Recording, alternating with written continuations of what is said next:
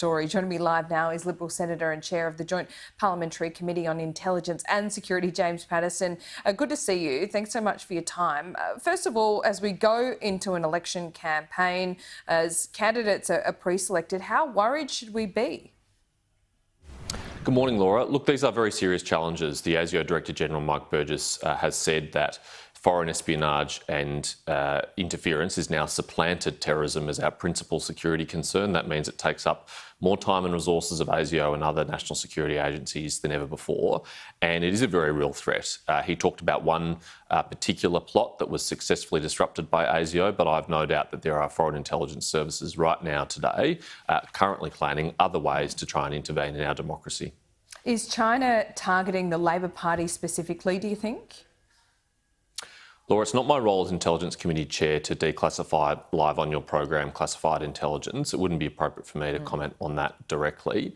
I have said in the past, though, that China is the principal espionage and foreign interference threat to Australia, and that they are constantly probing and constantly seeking weaknesses and opportunities in our political system, and that all political parties and all candidates who stand for office need to be on guard and alert to those attempts.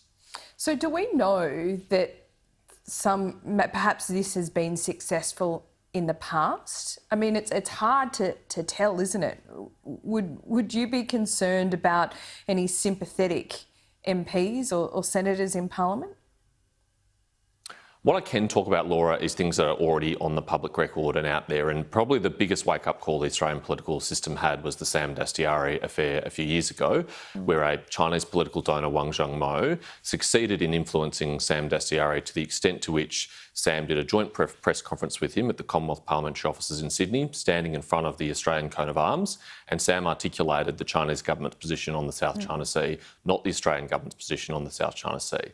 That is an insight into how these operations can proceed, the impact that they can have. I'm very confident that our security and intelligence agencies do their very best, but as they say, they are not all seeing and they are not all knowing, and they cannot catch everything. It's also incumbent on political parties and political leaders to do their best as well. Indeed, but what about our business leaders? I mean, it wasn't that long ago that Andrew Forrest did an almost joint media conference with the Chinese ambassador. Is that a concern? Yes, well, particularly in the Chinese Communist Party and particularly under their United Front Work Department, they look for all avenues of influence and coercion. They are looking to local government, state government, federal government, business leaders, cultural figures, the university sector.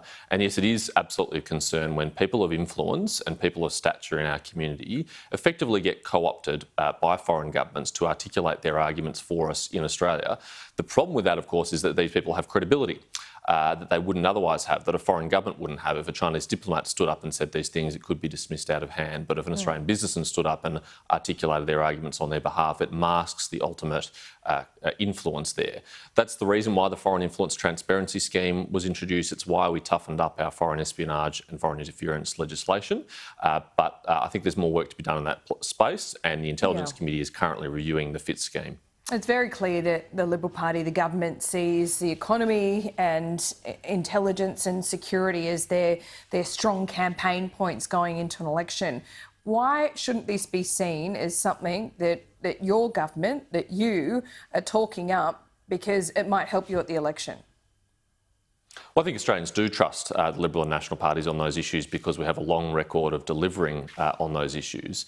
And I understand why the Labor Party on the eve of an election is trying to do its best to narrow the gap and say that there's no difference on national security or on the relationship with China.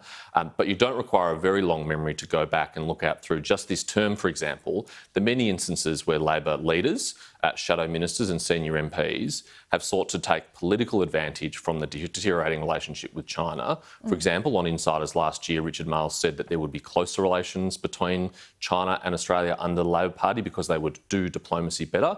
He also delivered a speech in September 2019 in Beijing where he promised closer military ties between the People's Liberation Army and the Australian Defence Forces, Labor One. That speech, curiously, Laura, is no longer present on his website. I'm not sure why a website that otherwise very well documents his speeches, his interviews, his media releases, that particular speech has disappeared. Perhaps there's something that he's embarrassed about in that speech. Perhaps he has something to hide. Perhaps there's something in what you're saying as well. Isn't this kind of division and partisan politics exactly something that plays into China's hands?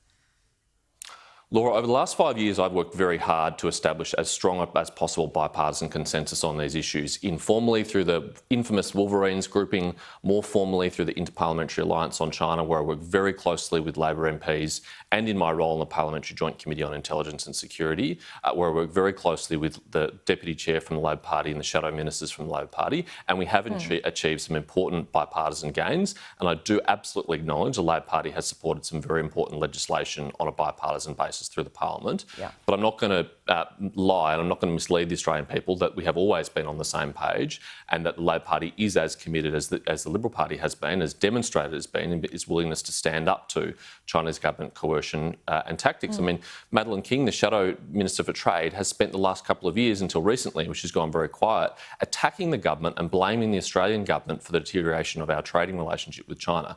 Now, of course, they've stopped doing that now because we're close to an election and they don't want there to be any difference between us because they know that would be a political cost for them. But that doesn't mean that all of us should forget about what they've been saying over the last few years. Indeed. Let me finally quickly ask you about the Newspoll. It's still pretty bad for the government, not great for Morrison. There's not very many good points, except that it hasn't gone down since the last Newspoll. Do you think the ukulele playing helped? Look, there's no question, Laura, that we've got work to do in the lead up to the next election, but I'm confident as Australians contemplate the choice between Scott Morrison and Anthony Albanese that they won't want to make Prime Minister the guy who's never handed out a budget, never held an economic portfolio, never held a national security portfolio.